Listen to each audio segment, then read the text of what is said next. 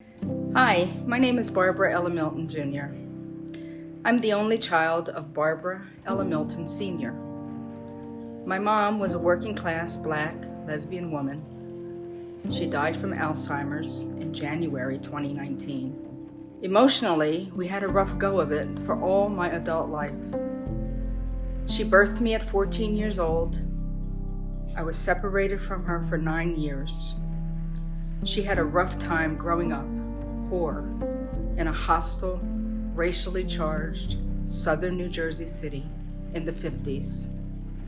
Even our common sexual orientation as lesbians was not a cause of closeness for us. She lived in shame, loneliness, and invisibility until the day she died. I was too out and proud, and she resented it. Despite the obvious physical, emotional limitations, I needed to heed the call to provide care to my mother. It was my duty.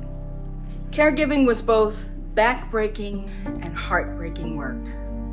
My wife and I culled together resources, services to help support Mom's independence and safety and quality of her life in her home. In the summer of 2018, her confusion and other symptoms worsened.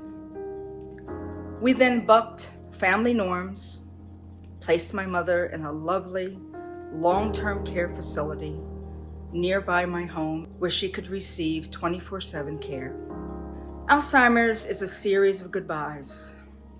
Goodbye to memories, skills, independence, loved ones, and life.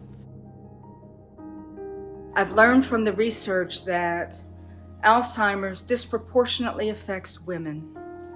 More women are caregivers. It is a burgeoning public health crisis of our generation.